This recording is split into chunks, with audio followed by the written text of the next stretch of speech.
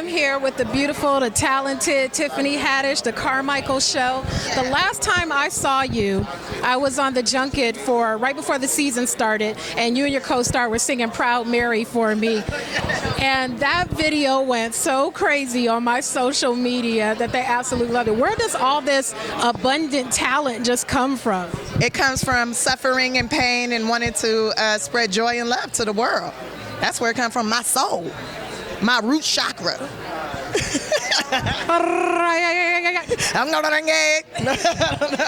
Definitely, I know this is a worthwhile event that's close to your own heart. We touched upon it a little bit at the Carmichael Junket, but could you tell our watchers a little bit of your involvement with this event and how it's special to you? Well, I'm here tonight to do some comedy, and this is super special to me because, I mean, I grew up in foster care. I know what it's like to be homeless. I know what it's like to feel like there's no place, to feel like you don't belong somewhere.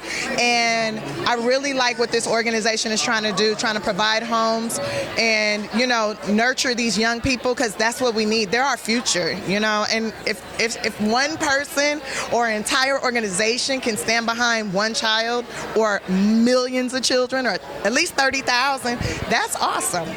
I'm not trying to go Oprah and make you cry or anything like that. I know that's right. There's no reason to cry. What was that one deciding moment where you could say this was the moment that turned the corner for my career and took me to the next level for what I was trying to accomplish? Well, definitely the foundation was laid when I was 15 and my social worker got me into the Laugh Factory comedy camp, and that was the first time that a man ever told me I was beautiful. First time anybody ever showed me how to do something and I didn't feel like I was gonna get hit or told I was dumb or stupid for trying to do it.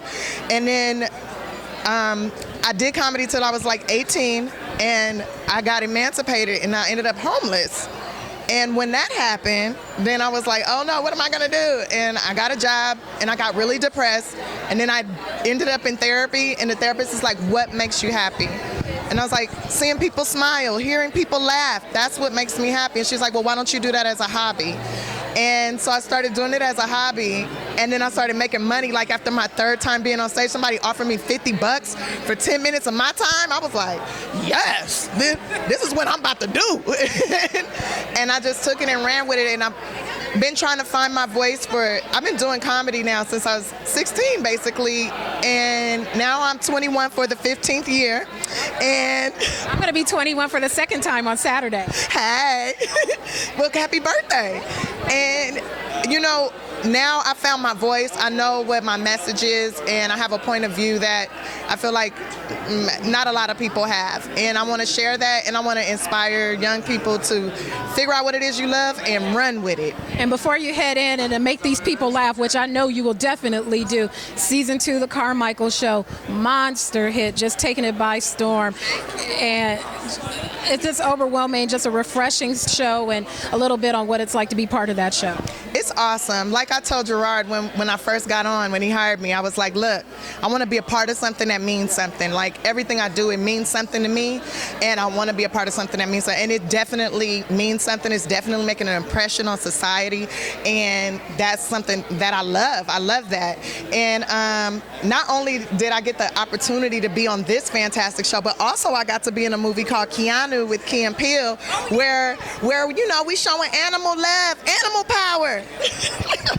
Do you have any secret shows coming up? I always stumble on you by accident. I went to a secret show and you popped up and Dave Chappelle popped up, and then I watched you on Periscope. Your girl was doing a secret show. Do you have some secret shows coming up that we can go check you out at? I got one tomorrow night at the Laugh Factory in Hollywood, and then I'm going to be traveling around the country for a little bit, and then I'll be back home next month, and she ready. Oh, and I'm doing some shows in Thailand too. Now let me go. I'm trying to learn Taiwanese. That was pretty good. Yeah. We're going to get you a whole bunch of different languages. You probably learn them fast. Well, girl, I know some Japanese already. My goal is to be the very first African-American woman on a Japanese soap opera, and I'm going to do that. Give us the Japanese. Give me us a little konnichiwa. Nihongo ga skoshi wakarimasu ka? Hai, skoshi wakarimasu. Iyo tenki desu ne. So desu ne. Hi, so desu ne. So desu ne. All right, Tiffany, always a pleasure to see you. Thank you. Pleasure to see you too. Appreciate you. I enjoy